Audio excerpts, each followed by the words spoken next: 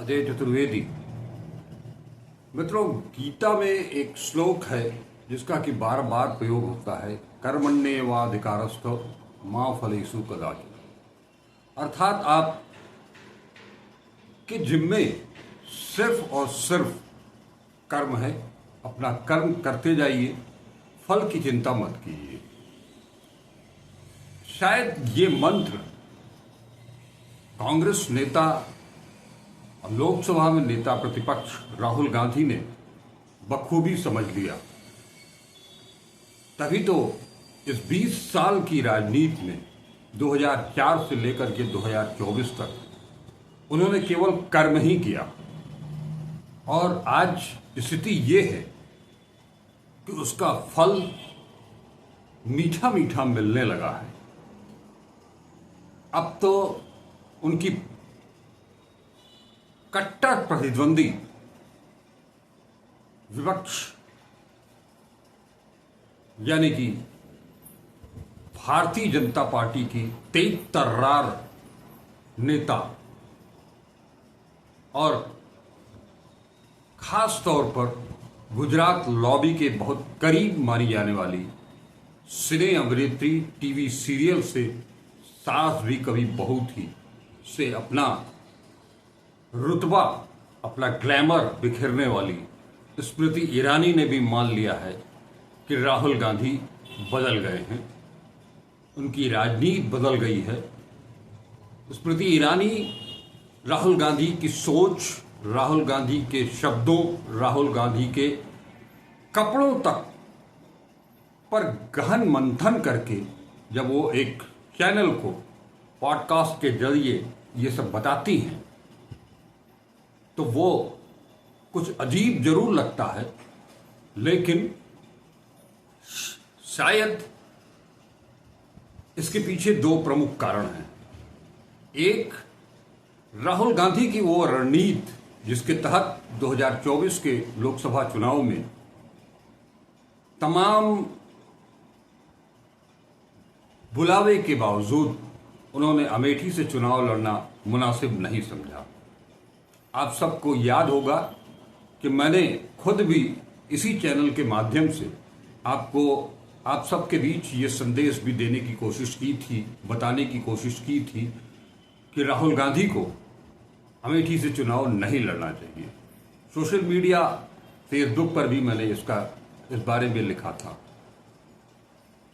नतीजा ये हुआ कि शुरुआती दौर में भले ही बीजेपी और स्मृति ईरानी ने ये कहना शुरू किया कि राहुल मैदान छोड़ करके भाग गए, लेकिन राहुल गांधी रण छोड़ नहीं है। वो रण छोड़ के उन मंत्रों पर चलने वाले हैं, उसे आत्मसात करने वाले हैं। भगवान श्री कृष्ण। अपने देश में स्मृति ईरानी की बात आपने सुनी, जानी। 4 जून से लेकर के आज 29 अगस्त के बीच केंद्र में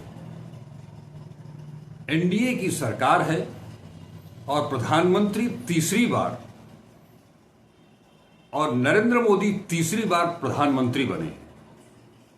बावजूद इसके जून से अगस्त के बीच में, इतने छोटे से पीरियड के बीच में 5 ऐसे मसले आए जिस पर कि नरेंद्र मोदी जी को यू टर्न लेना पड़ा। और आज की तारीख में भी जब उन सब की प्रिय, सत्ता पक्ष की सबसे प्रिय सांसद एक स्मृति ईरानी के जाने के बाद से जिनका कद बहुत तेजी से ऊपर उछला है, कंगना रानौत, जब उन्होंने पहले किसानों को गाली दी, अन्न उपजाने वाले अन्नदाता, उन्हें गाली दी, उन्हें बलात्कारी कहा, उन्हें हत्यारा कहा, उस पर बीजेपी अध्यक्ष को उन्हें डांट खिलानी पड़ी। वो बीजेपी अध्यक्ष जेपी नड्डा के बुलावे पर उनसे मिलने के लिए जाती हैं। वहाँ उन्हें समझाया बुझाया जाता है, बावजूद इसके वहाँ से निकलकर वो जाति जनगणना पर अपना बयान दे डालती हैं कि जाति जनगणना नहीं होगी। इसे लेकर के भी विपक्ष, इंडिया गठबंधन और खास तौर पर कांग्रेस हमलावर है उनके। इन दो बयानों ने कम से कम कंगना रनौत ने हरियाणा चुनाव में बीजेपी की पहले से डगमगाती नैया को और डुबोने का काम किया है। इस बीच एक बड़ी खबर है। कांग्रेस सूत्रों के अनुसार नेता प्रतिपक्ष राहुल गांधी को राष्ट्रपति चुनाव के दौरान अमेरिका से बुलावा आ गया है। अगले महीने शिक्षक दिवस के आसपास वो अमेरिका के लिए रवाना होंगे। 1 हफ्ते का उनका टूर होगा। इस दौरान उनकी पहली मीटिंग कहें या उसे संबोधन कहें, टेक्सास में होगा। उसके अलावा वो अन्य कई शहरों में भी जाएंगे, उद्यमियों से मिलेंगे, वहाँ के स्टूडेंट से मिलेंगे। हालांकि ऐसा नहीं है कि राहुल गांधी पहली बार अमेरिका जा रहे हों। अमेरिका आना जाना उनका लगा रहता है। अभी पिछले साल मई के महीने में 2023 में भी वो अमेरिका गए थे, और लेकिन तब वो एक कांग्रेस नेता के तौर पर गए थे। भारत जोड़ो यात्रा पूरी करने के बाद वहां गए थे, और भारत जोड़ो यात्रा के बाद भारत जोड़ो न्याय यात्रा भी वो कर लिए। और जिस तरह से उन्होंने लोकसभा चुनाव में अपना खम दिखाया है, अपना दम दिखाया, जिसके चलते भारतीय जनता पार्टी बहुमत का आंकड़ा भी पार नहीं कर पाई। वही भारतीय जनता पार्टी जो 400 पार का नारा दे रही थी। ऐसे में राष्ट्रपति चुनाव अमेरिका में जो चल रहा है, इस साल के अंत तक चुनाव होने हैं। इस बीच में राहुल गांधी का वहां जाना एक बड़ा तुरुप का पत्ता भी साबित होने वाला है। माना यह भी जा रहा है, कहा यह भी जा रहा है कि शायद कमला हैरिस ने उन्हें बुलाया है। कमला हैरिस और राहुल गांधी के बीच पिछले महीने टेलीफोनिक वार्ता भी हुई थी। उस वार्ता में क्या कुछ निकला, क्या बातचीत हुई, ये तो सबके सामने नहीं आया, लेकिन वार्ता हुई थी। अब राहुल गांधी वहां जा रहे हैं, हफ्ते भर तक वहां रहेंगे, उद्यमियों से मिलेंगे, भारतीय मूल के लोगों से मिलेंगे, विद्यार्थियों से मिलेंगे। और एक जो सबसे बड़ी चीज है कि राहुल गांधी जब अमेरिका में होंगे तो वहां वो जो कुछ भी कहेंगे, अमेरिकन मीडिया जो हिंदुस्तानी गोदी मीडिया की तरह नहीं है, वो उसे प्रमुखता के साथ, चाहे वो चैनल हो, टीवी चैनल, उस पर दिखाएगा। अखबारों में भी वो खबरें आएंगी। तो वो जो कुछ भी कहेंगे, और निश्चित तौर पर जितने परिपक्व वो दिखाई दे रहे हैं, उस लिहाज से वो निश्चित तौर पर हिंदुस्तान में दो राज्यों में, जम्मू कश्मीर और हरियाणा में होने वाले विधानसभा चुनाव और उसके ठीक बाद झारखंड और महाराष्ट्र जो भारत की आर्थिक राजधानी मानी जाती है, वहां भी चुनाव होने हैं। इस लिहाज से वो निश्चित तौर पर कुछ न कुछ तो ऐसा संदेश जरूर देंगे जो अमेरिका के साथ साथ हिंदुस्तान की राजनीति को भी प्रभावित करे। निश्चित तौर पर उनके जो भी बयान आएंगे, वो चाहे जितने संतुलित हों और जितना ही भारत के पक्ष में हो, विपक्ष, यह मैं विपक्ष बार बार जो कह रहा हूं वो कांग्रेस के संदर्भ में विपक्ष यानी कि भारतीय जनता पार्टी को कहना चाह रहा हूं। भारतीय जनता पार्टी और एनडीए वो उस अपना मुद्दा जरूर बनाएगी, भरपूर कोशिश करेगी कि उन मुद्दों के सहारे ही नरेंद्र मोदी, अमित शाह, कंगना रनौत, अब तो ये 3 नाम तिकड़ी आई गई है, जेपी नड्डा, काफी कुछ मान ले तो विदेश मंत्री को भी रख लीजिए क्योंकि ये विदेश दौरा है। ये सारों लोग मिलकर के राहुल गांधी के ऊपर आक्रमण भी करेंगे, ये तय है। लेकिन राहुल गांधी की लोकप्रियता जिस तरह से बढ़ी है, उसका ग्राफ जिस तेजी से ऊपर की ओर गया है, उस चीज को भारतीय जनता पार्टी ही नहीं बल्कि आरएसएस भी बखूबी समझ रही है। समझ इसलिए भी रही है कि ये आरएसएस ही थी जिसे ये पता था कि राहुल गांधी के हाथ में अगर देश की कमान आ गई तो उसके बाद लंबे अरसे तक कोई दूसरे किसी चेहरे को देखेगा नहीं। सत्ता पर सिर्फ और सिर्फ राहुल गांधी का कब्जा होगा, कांग्रेस का कब्जा होगा। लेकिन इसी सोच के साथ आरएसएस और बीजेपी ने उन्हें गैर जिम्मेदार ठहराया, उन्हें पप्पू बताया, तमाम तरह की कोशिशें की, तमाम लांछन उनके ऊपर लगाए गए। लेकिन उन सबको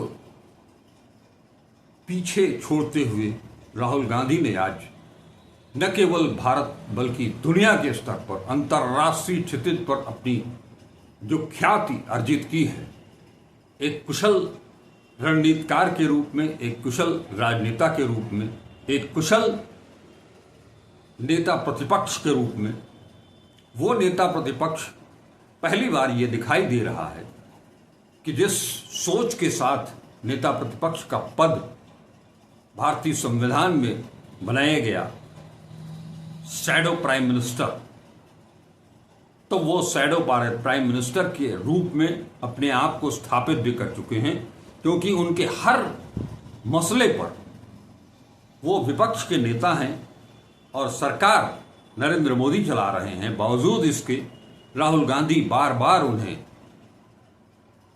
अपनी बातों के समर्थन में आने के लिए प्रेरित कर रहे हैं और उनसे वो काम करवा ले रहे हैं। हालांकि लोकसभा चुनाव के दौरान उन्होंने कहा भी था, बार बार ये कहा था कि आप क्या कहलवाना चाहते हैं, वो मैं नरेंद्र मोदी से क्या कहलवाना चाहते हैं, आप मुझे बताइए, मैं उनसे कहलवा दूंगा। इतना कॉन्फिडेंस जो है वो जो आत्मविश्वास इनके अंदर कूट कूट करके भरा है, उसी का नतीजा है कि आज राहुल गांधी को अमेरिका की तरफ से बुलाया गया है। सूचना यह भी है कि अमेरिका प्रवास के दौरान राहुल गांधी वहां के कुछ राजनयिकों से भी मिलेंगे, वरिष्ठ अधिकारियों से भी मिलेंगे, व्हाइट हाउस भी जा सकते हैं, जैसा कि पिछली बार भी वो गए थे। भले ही इंडियन मीडिया ने उसे बताया नहीं, जताया नहीं, लेकिन इस बार का राहुल गांधी का अमेरिका दौरा अंतर्राष्ट्रीय स्तर पर बहुत मायने रखता है। एक मायना तो ये भी है कि 2019 में जब भारत और अमेरिका में चुनाव हो रहे थे, तब प्रधानमंत्री नरेंद्र मोदी अमेरिकी राष्ट्रपति डोनाल्ड ट्रंप के बुलावे पर वहां गए थे, वोट सहेजने के लिए, ट्रंप को जिताने के लिए। और ट्रंप कोरोना के साथ हिंदुस्तान आए थे नमस्ते ट्रंप के तहत। उस दौरान नरेंद्र मोदी डोनाल्ड ट्रंप को तो नहीं जिता पाए, लेकिन ट्रंप मोदी को जिता गए कोरोना के साथ। और अब कमला हैरिस, जो कि भारतीय मूल की हैं और अमेरिका में की कुल आबादी का 1% भारतीय मतदाता हैं। बताया जाता है कि 40-45 लाख की आबादी है इनकी। ऐसे में राहुल गांधी जो लगातार युवाओं के बीच लोकप्रिय होते जा रहे हैं, देश और विदेश में बहुत सी उनकी विदेश नीति को लेकर के भी उनकी अपनी सोच है। हर विषय पर एक गूढ़ उनकी प्रतिक्रिया होती है, उनकी अपनी एक गूढ़ सोच होती है। इन सब को लेकर के वो उनका ये अमेरिकी दौरा क्या गुल खिलाएगा, ये तो आने वाला वक्त बताएगा। लेकिन जो कुछ भी होगा अच्छा ही होगा, राहुल गांधी के लिए भी, हिंदुस्तान की राजनीति के लिए भी, और हिंदुस्तान को की अंतर्राष्ट्रीय राजनीति के लिए भी। ऐसे में हम सबको इंतजार होगा उस पल का। राहुल गांधी अमेरिका में क्या करते हैं, क्या कहते हैं, किन लोगों से मिलते हैं, इन सब पर हमारी नज़र होगी। हम आपके साथ जुड़ेंगे, जुड़ते रहेंगे। बस आप हमारे साथ जुड़े रहिए। वीडियो को लाइक कीजिए, ज़्यादा से ज़्यादा शेयर कीजिए, अपने विचारों से हमको अवगत कराते रहिए। और अब तक अगर @अजय चतुर्वेदी 842 यूट्यूब चैनल को सब्सक्राइब नहीं किया है तो उसे सब्सक्राइब जरूर करें। नमस्कार।